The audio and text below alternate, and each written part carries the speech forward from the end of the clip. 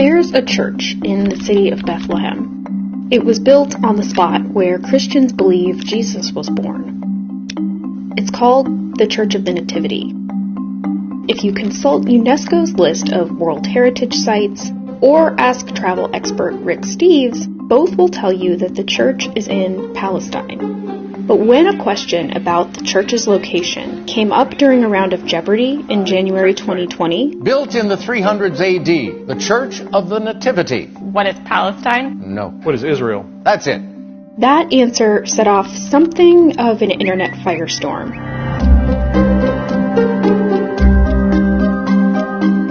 That's because what you call this land, and who controls it, is at the center of a decades-long conflict between Israelis and Palestinians. But more recently, there is also a third group that is becoming more and more influential here and throughout the Middle East: American evangelical Christians.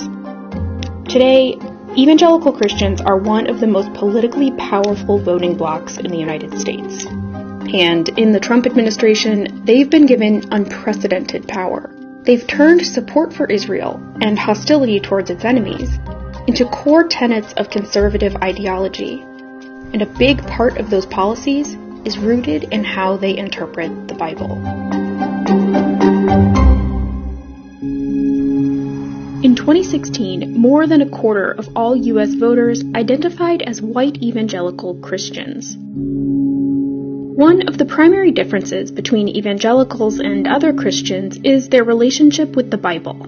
Conservative evangelicals believe that the Bible is literally true. Sarah Posner writes about religion for a bunch of different publications. Many of them believe that the Bible is sort of this prophetic roadmap for modern life, that events described and prophesied in the Bible will become true. The Bible is the most historically accurate book ever penned. The Bible is the one book that dares to predict the future with 100% accuracy. For evangelicals, the most important of the Bible's prophecies is the second coming, when Jesus will return to earth.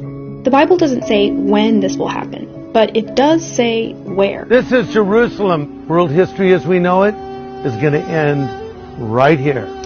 Greg Laurie is an evangelical preacher, one of several who meet regularly to advise President Trump. They are the leaders of megachurches with tens of thousands of members. And many of them, including Greg Laurie, preach a belief called Christian Zionism. The idea that the return of the Jewish people to Israel is one of a series of events that will trigger Jesus' second coming. Jesus is telling us that the rebirth of Israel is a sign of the end, not just a sign, it's the super sign. According to this theology, God will reward those who help Israel and punish those who don't. Jesus will be on his throne and he separates the nations. On what basis? How they treated Zion. Yeah. Let's back up.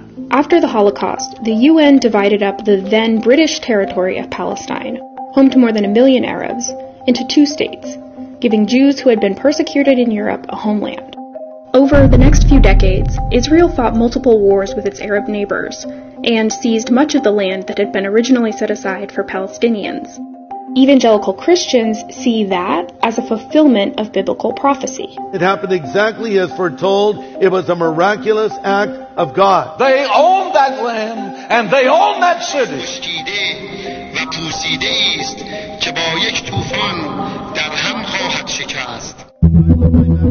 That's part of the reason Iran plays such an important role in evangelical beliefs about the present state of the world and the future.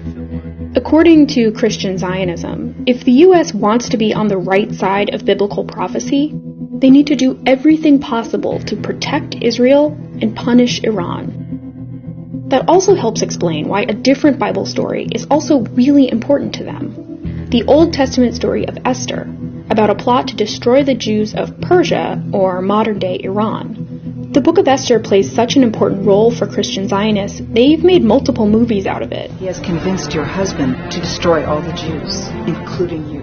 Esther saves the Jews by using her persuasion with the king. Evangelicals who are very wrapped up in this kind of theology, because Persia is modern-day Iran, they sort of contextualize this Bible story into foreign policies. Could it be that President Trump right now has been sort of raised for such a time as this, just like Queen Esther, to help save the Jewish people from an Iranian menace? As a Christian, I certainly believe that's possible. I'm confident that the Lord is at work here. Secretary of State Mike Pompeo and Vice President Mike Pence both identify as evangelical Christians, and both have enormous influence over American foreign policy. A ProPublica investigation found that Pence routed millions of dollars in foreign aid that had been earmarked for humanitarian projects in Iraq, diverting it towards Christian groups in the country. When President Trump approved the drone strike that killed Iran's top military commander in January 2020, it was, according to the Washington Post, at Pompeo and Pence's urging. When President Trump moved the U.S. Embassy in Israel from Tel Aviv to Jerusalem, the move had more support from American evangelicals than American Jews. The other news swirling around the embassy's move to Jerusalem is what it could signal as part of biblical prophecy. Donald Trump recognized history. He, like King Cyrus before him, fulfilled the biblical prophecy. That evangelical support isn't an accident. The Trump administration courts it. After the administration put out a peace plan that would have given Israel unprecedented control over Palestinian land, the Christian Broadcast Network interviewed Trump's ambassador to Israel. You're talking about opening up the Bible, bringing it back to life in ways that I think your listeners could not even have imagined. It's an opportunity for biblical tourism that I think will grow and flourish in profound ways. The network's coverage followed his lead. Good news in this proposed peace plan. Israel would have sovereignty over many historical biblical sites. For evangelical Christians in America, the Bible isn't just a foundational text. It's a prophetic roadmap that tells the future and shapes the way they view the present. And for an influential group of them, that motivates their support for a foreign policy that they see as affirming those prophecies, and a president who depends on their votes.